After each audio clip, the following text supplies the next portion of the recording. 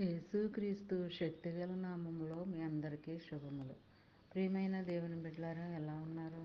గతించిన దినమంతా కూడా ఆయన రెక్కల నీడలో మనందరినీ కాపాడి మరొక నూతనమైన దినములో మనల్ని అందరినీ ప్రవేశపెట్టిన విధానాన్ని బట్టి మరొకసారి ఆయనకి వందనాలు చెల్లించుకుంటున్నామండి.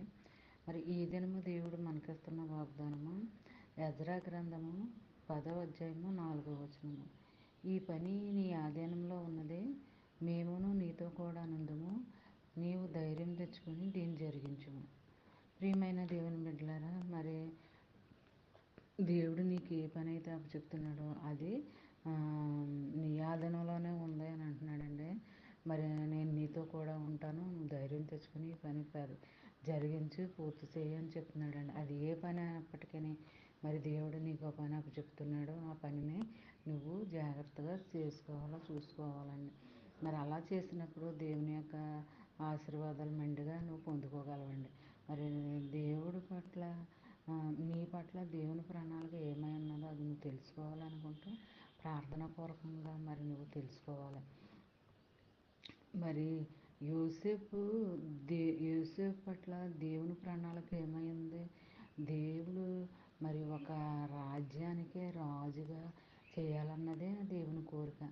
అందుకని దేవుడు యోసేపుని ఒక రాజ్యానికి రాజుగా చేశాడు. అది దేవుని యొక్క ప్రణాళిక. అంటే అలాంటి ప్రణాళిక నువ్వు కూడా కలిగి ఉండాలన్నదే దేవుని కోరిక. మరి దేవుని దగ్గర నుంచి నువ్వు ఏదైతే పొందుకుంటున్నావో అది పొందుకుంటున్నావా లేదా?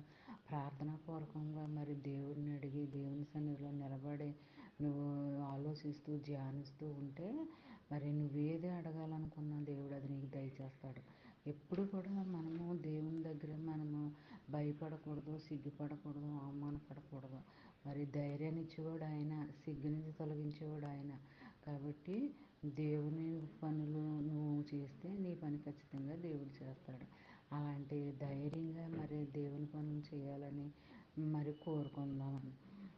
మరి ఈ దినమంతా ఈ వాగ్దానం ప్రతి ఒక్కరికి నువ్వు షేర్ చేస్తావనుకో, చదివిన వారు దీవించబడతారు, నువ్వు ఆశీర్వదింపబడతావు. అలాంటి స్థితి నువ్వు కలిగి ఉండాలని కోరుకుంటూ, గాడ్ బ్లెస్ యూ.